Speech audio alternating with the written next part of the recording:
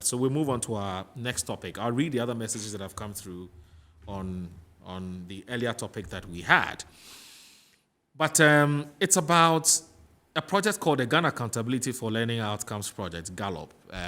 It started as far back as in 2020, where the education minister at the time was trying to get the World Bank to assist us to train our teachers in the digital space. But he's been involved in all kinds of things, and we're wondering what exactly is happening. Kofi Asare is with EdWatch, and he's joined us to put all of this in perspective to help us understand what exactly is happening with this project. Kofi Asare, good morning. Thank you very much for joining us.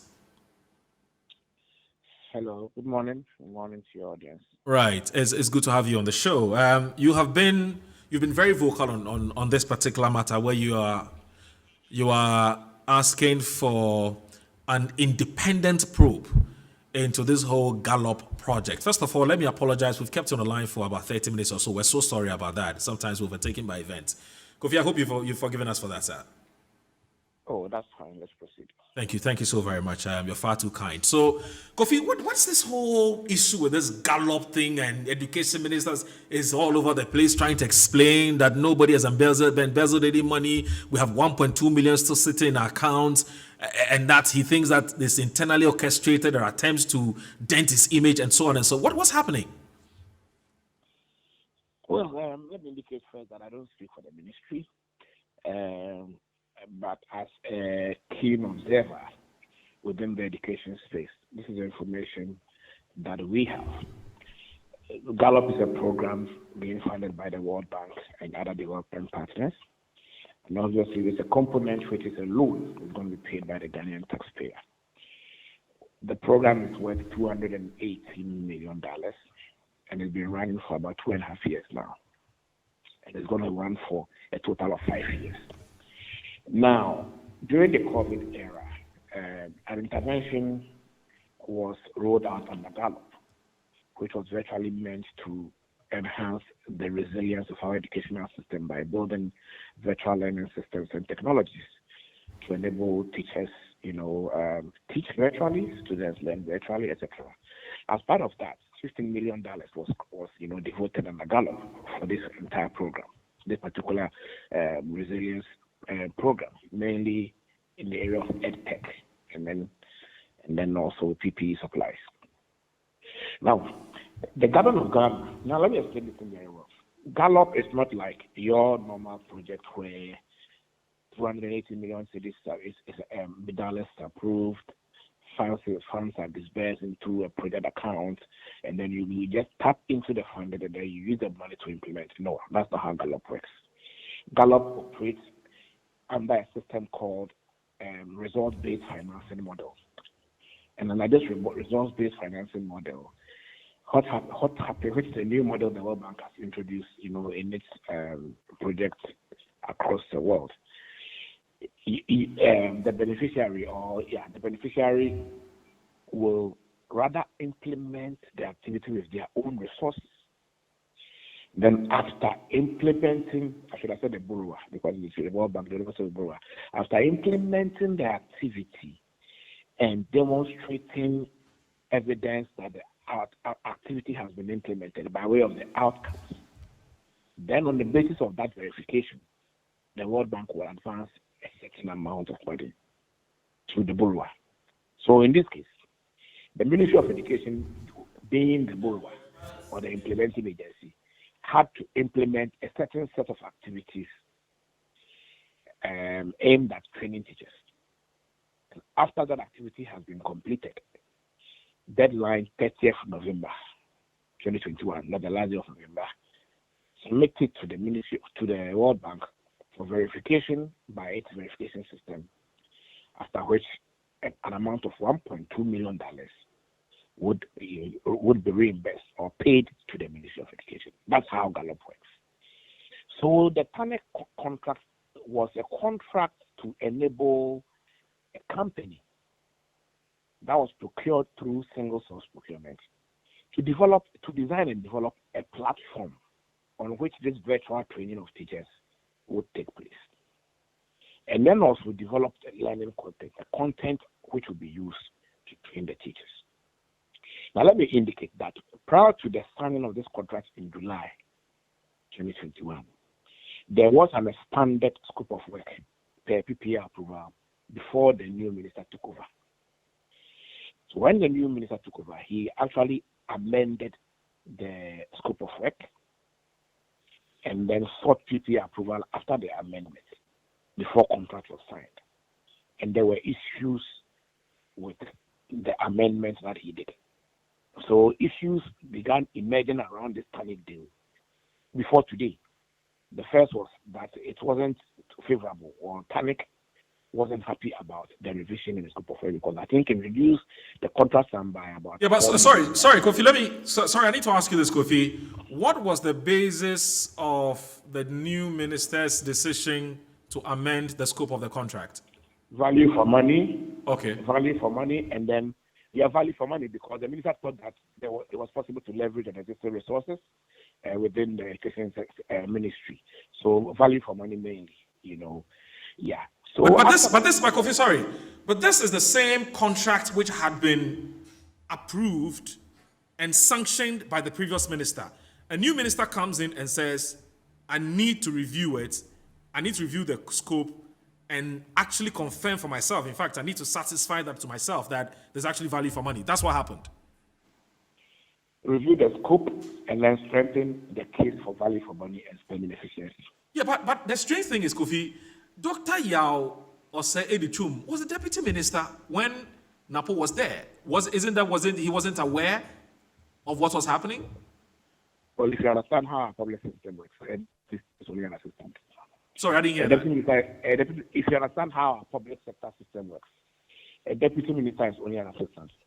He's like a vice president. Kofi, I'm sorry, you don't have any formal rules. Sorry, Kofi, can you please speak up a bit, because sometimes we're struggling to hear you. I'm actually shouting. Hello. Okay. Hello. I'm saying that if you understand how the public sector works, a deputy minister has no power. You are only an assistant. You understand? I get that. You are like an assistant. I get that. You don't give instructions when your coach is there. You only do what you're asked to do. Yes. So responsibility rests with the minister. So he has the authority, not you. So what happened was that we started hearing about this issue when the whole thing was reviewed. So contracts was signed in July 2021 for the company to deliver within 5 months. Okay, because as I mentioned to you, the deadline for the delivery of the output, which was to train 40,000 teachers, was end of November 2021. Now, after contract signing, I think it was about a 5.7 million Ghana cedi contract. After the contract was signed, the company failed to deliver according to the time. And as I've explained to you, under the results-based financing model, time is of essence because you must complete the activity at a particular time before you earn that reimbursement or that payment from the World Bank. In this case, they are talking about 30th of the month deadline. Now, this company ended up delivering fully its contractual obligations in February 2022, we are told. It means that there was in view of that, according to the ministry, okay, the ministry had to leverage on other existing platforms in the education sector, including a platform that was established under the Teacher Laptop Initiative, where that company, A Technologies, was training teachers on another portal, another training portal. And this company was training all the 280,000 or so teachers that were receiving laptops, not 40,000, but 280,000.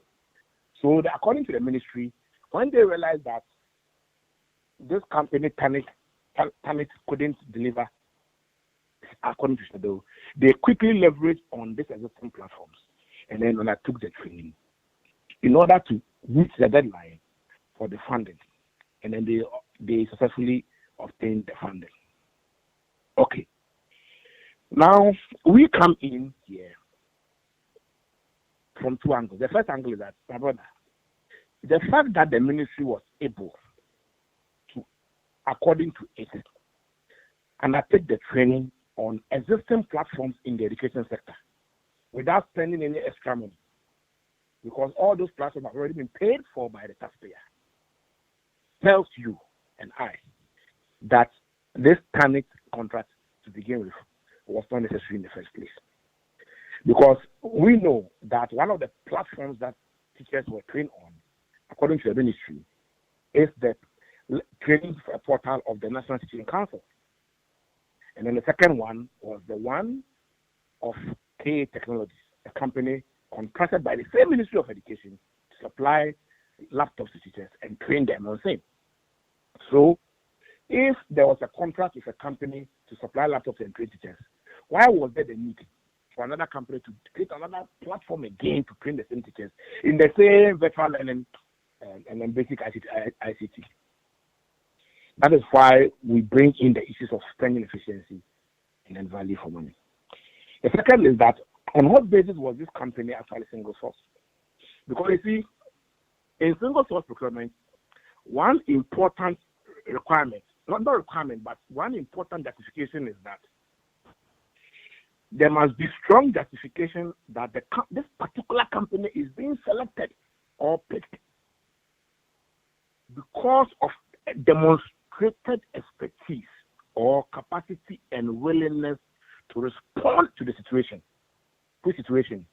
Create a portal, create content so that the ministry can train teachers by November 2021. So if you went through all this process to just pick this company, and don't forget that single source procurement is within the context of our laws. But in 2016, a Dankwa Institute research found out that out of 12 billion Ghana cedis worth of single sourced contracts, it researched into, if competitive tendering was adapted, the state could have saved 65% of the cost of those contracts. It tells us that we all agree that yes, even though single source procurement is within the confines of the law permitted by our Public Procurement Act, it is not the best when it comes to value for money and spending efficiency. And in a sector where 5,000 schools exist under trees and sheds, we have about 4,000 primary schools not having a junior high school, and we have severe challenges with teaching and learning resources. The least you could do is to ensure that the limited funds available is judiciously used. The second issue we have is the issue of Ministry of Education asking the company to refund an advance of 850,000 Ghana cedis or thereabouts it made. That was the first round payment it made to the company after inception. The ministry claims that obviously we know this is a performance contract. So once you have failed, you have to refund the money. The company is saying that they will not refund the money and that they have done the work, even though whether it was done within the time or not, they have done the work, and that they are entitled to another 4.7 million Ghana cedis of the contract sum. So we came in because the company has gone on a media warfare, for want of a better word, with the Ministry of Education. And it's been one throwing bombs, quote unquote, and the other throwing bombs. But we came in because we thought that that process was needless. The ministry has sent 2 demand notices to the company to refund. The company says no, they won't refund. But they're actually looking for their remaining 4.7 million. We came in to simply say that, look, we think that the company should refund the money because this was a performance contract. We need the money in the education sector.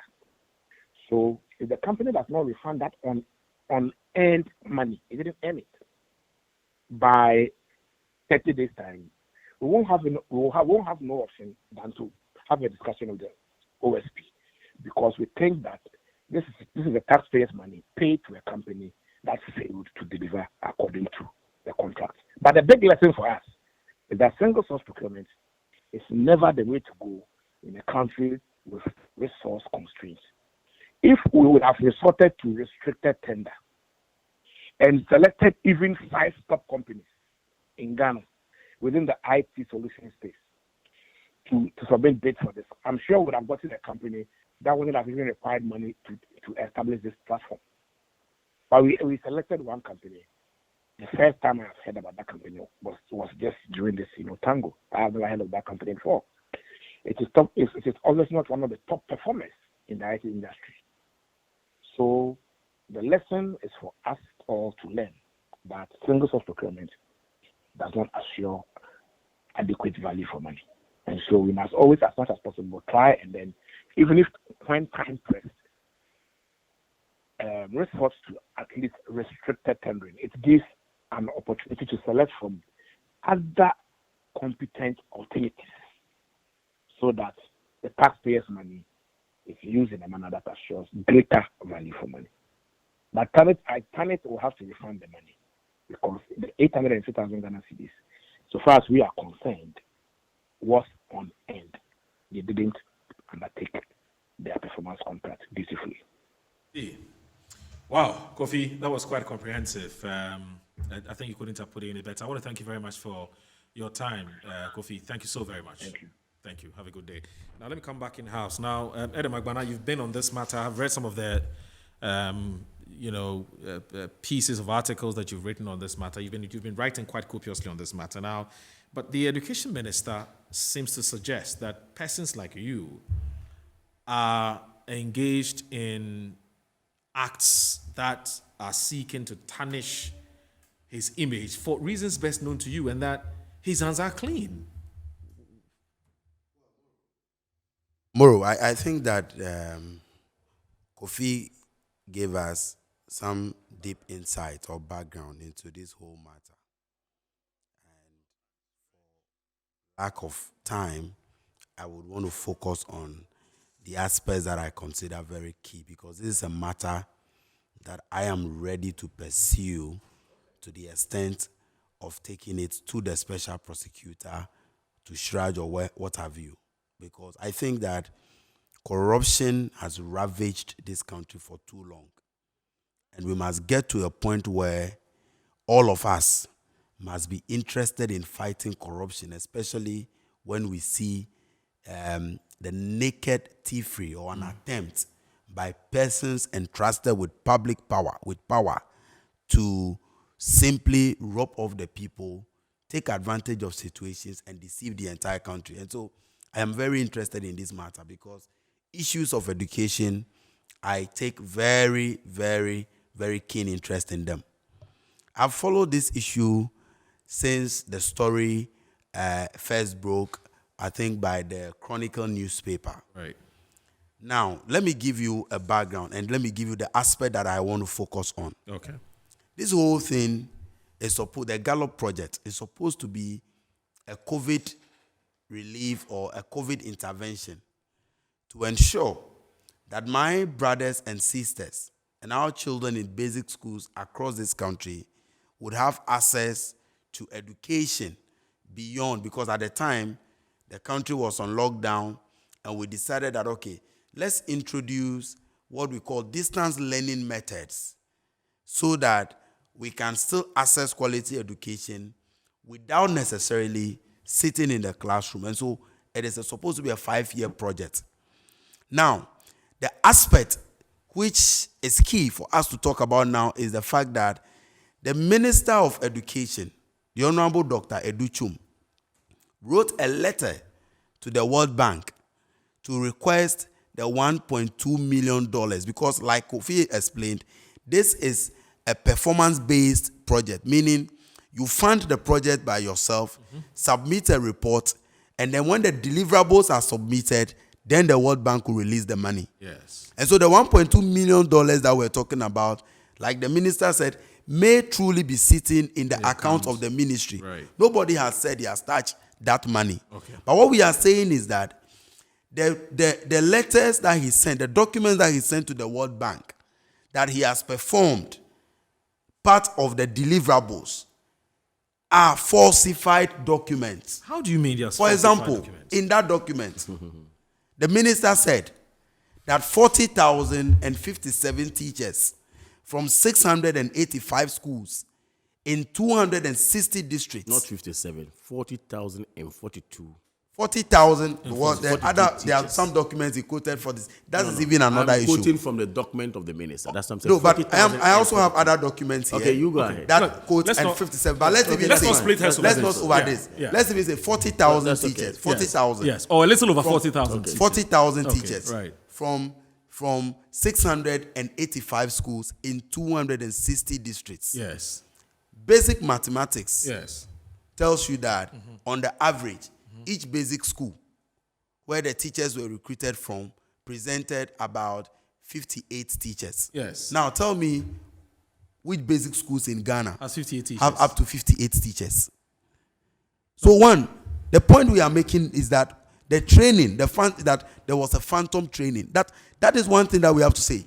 Secondly, the minister said in that report that the training took place, some via physical and some online. Virtual, yeah. Or we are asking virtual. All we are asking is that furnish us in the interest of Transparency and accountability. transparency and accountability. Furnish us with schools where these teachers were recruited from, and the number of teachers that each of these schools from these 685 submitted. Okay, and their names. And their names, Contacts. if possible. People are saying 40,000 names, blah, blah, blah. But if you have ever been privy to how the Ministry of Education works, they collect this data from their various districts. And so it shouldn't be difficult for me to determine that in the Yape Kusogu area or in the Accra Metro, these are the number of teachers that were recruited and trained for this purpose. Thirdly, the proposal, about 320 pages proposal that was submitted to the World Bank for this project, for this contract to even be accepted, had it that the training will be on distance learning methods. But the report that he submitted to the World Bank, for which reason the 1.2 million was given, we are now being told that after the first report was submitted, the ministry has gone to do a research or a survey which shows that the teachers rather needed training in basic Microsoft Office tools or suite. So they learn things like the MS Word, Excel, PowerPoint, and what have you. Meanwhile, that is not what was contained in the document that you presented to the World Bank. And so the question is, which survey was conducted? Okay. Who conducted that survey to even say that now the teachers do not need training in distance learning methods, but needed the training in basic Microsoft tools or what have you? Okay. Again, Kofi tried to touch on the angle of the companies, Tanit and KA Technologies. These are contract or procurement related matters, and I do not even want to go there. However, in the letter which I have here, which granted the contract, it was a sole sourcing contract granted to Tanit Limited in 2020. In that letter, there is an interesting paragraph that said that don't forget that during the COVID, there was a certain directive that says that companies, I'm trying to retrieve the letter for you and read it word by word, what exactly that is there. So this is, so this is the letter, okay? I have the letter here. And the letter stated that, because of the provisions, the directive at the time, that contracts should not be given, blah, blah, blah. There was a cap on it during the COVID era. Yeah. Because of that, the contracts will be deferred. Yeah. So the big question is, at what point did KA Technologies come in? And how were aspects of the contract granted to Tanit Limited taken and given to KA Technologies? Who varied the scope for KA Technologies? Which procurement process did they pass through? But these ones are procurement related, and we'll get back on that. But the most important question has to do with the phantom training that was offered. Where are the 40,000 plus teachers that they claim they trained and equipped to go and offer the basic training to our You're basic suggesting schools? that the minister, supplied ghost names? We are these things are not strange to this republic. Right. And we are saying that the data or the information available to me and other advocates like Kofi and others who have keen interest in education Perhaps Kamal suggests himself. that Perhaps Kamal. perhaps Kamal Yes. suggests that there was no such training, and and that 40,000 plus that they submitted were false, completely false, and these deliverables were not actually achieved, but they presented falsified documents to the World Bank in order to access the 1.2 million.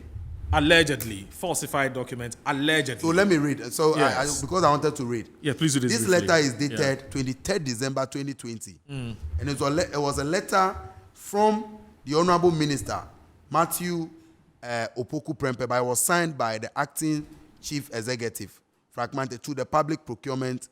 No, this was from the Public Procurement Authority to the Ministry. So it was signed by the then acting Chief Executive Frank Mante. The paragraph 4, it says, MOE is, however, requested to defer the award of contract until the embargo issued by the Office of the Chief of Staff in respect to awarding of new contracts above specific thresholds during transition period is duly lifted. A copy of the letter, COS letter, is attached. So this was from the Public Procurement Authority. After they okayed Tanit Ghana Limited, or they okayed the contract to be given to Tanit Ghana Limited based on sole sourcing. And that they added that condition that defer it until such a time that the Chief of Staff lifts the ban on contracts above a certain threshold because of the transition period. Okay, so raising questions about when the platform was created and on what platform were these teachers trained on? Now, because the Chief of Staff's directive couldn't have allowed Tanit to have created any platform for teachers to be trained. What happened was that Tanit went ahead and created a platform. Yes. And they were duly paid 15%. I know, time is almost up. So Tanit was paid 15% on their contract sum. Okay. So which platform? Okay. And who facilitated the training by K Technology when indeed they have no such contract to do either create the platform or offer the training. So these are questions that hopefully Kamal Dean should be able to. Kamal, he's asking some questions, some legitimate questions. Listening to my brother Adam, yes. I just think that we are wasting energy. Really? Completely. Okay. Tell us why. Completely. We are wasting energy. Yes. First of all, he questions the number of teachers and did some mathematics to say that how many basic schools do we have? It should be 58 per school. Yes. It's vague, and for me, it's voodoo mathematics. It's voodoo mathematics. It's hogwash. You know why? Right. Is it true that we have over 40,000 teachers in the country who could apply for this training? It's possible. Absolutely true. No, it's not possible. It's true. It's true. Okay. Okay. So this mathematics of 58 in the basic schools is a figment of his own imagination. Okay. It cannot be. He was doing mathematics of averages. See, please. Yes. Please go ahead. No, let him because we're running out of time. Please. Yes. Documents detailing the training. Okay, it's not in my hands. Okay. Neither does he have it. Yes. We are all speaking to speculation. Yes. No, with all respect. Speaking to speculation. And I'm asking simple question. Do we have over 40,000 teachers who are said to have applied for such a training? Yes. And the answer is in the affirmative, yes. And if we do, they claim by the report from the ministry that we have trained at least 40,000 and a little above 40,000. Okay? Someone cannot sit somewhere to say that that claim is not right. Okay, you can't because you think that you have basic schools and you don't have this. That's by the way. Okay. 2, this amount of money that we're talking about, the $1.2 million, he rightly put it. He said, look, the minister, let's grant him that, okay, might be speaking the truth by saying that the amount of money is certain in our account. Because the nature of this particular training was that go and do the training, get us the report, we will do our verification before payment will be done to you.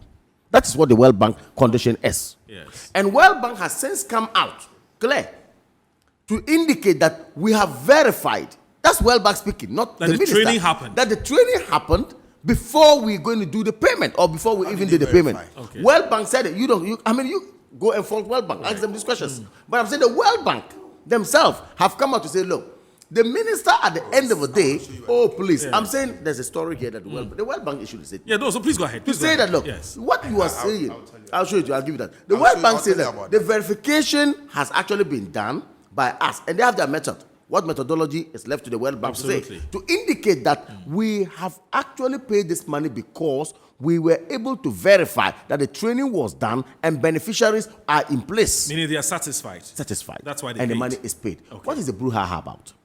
That somebody sit down to say corruption. Because we just come out there, give a dog a bad name, and hang it. Then that is our norm. And I'm saying that, look, I want to encourage my brother. You have indicated you want to go to the special prosecutor and then also write to Shraj. Please do. Okay. Please do. All right. Because it is much ado but nothing. Okay. The truth is that these are people you can verify on the ground. The teachers are there for you to verify. No, but if the he doesn't reports know, are there. no, if he doesn't have it, he doesn't have it. But you don't sit here and allege that some corrupt practices It's important for me to show you a document. That's not true. It's very important. That's what we You do. can do this in 30 seconds because I've only a minute to go. So Kamal, let him land and then I'm saying that, you see, we are quick as a people to run to town and give a wrong impression, only later to come out and say that with the truth, then of course we would have caused damage. You'd be interested in the document he wants to read. So I want to say, he said, Kamal said, just a second. I mean, so let me, just a second. He said he'll forward it to you. Just a second. What document do you read? How authentic it is. Kamal said, yes, I was engaging in voodoo mathematics. Yes. Look, and that it is a figment of my own imagination yes, to be calculating which average school. Based on your wishes. This is a letter written by Benjamin Jesse, the chief director of the Ministry of Education, on behalf of the minister, to the World Bank, dated November 30, 2021. And in that letter, paragraph 2, the letter reads that the ministry has developed and trained 40,057, and you see where the figure I was mentioning earlier, from 685 schools. What's the point? So the point is that if you said you have taken 40,057 teachers from 685 schools in 260 districts in Ghana, basic mathematics tells you that you are saying that on the average, 58 teachers per basic school. And I'm asking, which basic? It is phantom. This is the letter signed by the minister's chief director. It is interesting to know that about 41,000 teachers applied for this training. And out of the 40,000 has actually been trained. So when you sit here and say, well, this is the letter stating the number of schools and everything. You've made a point. It's okay. The viewers have heard you, and the viewers have heard him too. Please. Yeah, we'll do a part two. We'll do a part two. Full session on this. No, on this matter, it's extremely important. But there's something. But I don't know, and maybe I'm not asking you to comment on this necessarily. But this is what the GS, and I'm going to do this just 30 seconds because we've run out of time. But just 30 seconds, and it says. Ministry of Education, Accra, through the Chief Director, blah, blah, blah. Ghana Accountability for Learning Outcomes Project GALOP. Verification of PBC 72B. And the Ghana Education Services is not even aware of this training. But I do not have all the time to read the details of this. The GS is not aware. And I'm surprised because, you see, the GES... Training, the ministry and the GES are supposed to collaborate. All right. I have a problem with it. Yes. My point is that's a story for another day. But I'm saying that I have a problem with their collaboration. GES cannot work. They must wake up. Alone. Ministry cannot work alone. Ministry, in fact, your technical directors are those with the GS. So there should be that flow. I think there's a problem. I want to thank you. Ministry does not interact directly with the schools. It does that with the GS. I get it. So if there was a training, GS would have known. Okay, but they said they don't know. All right. So I want to thank. Sorry, we've run out of time. Unfortunately, my name is Aldo Moro. Thanks for watching another edition of Inside Pages. Same time next week Saturday will be here. Thanks for watching. Have a good day. Have a great weekend. Bye bye.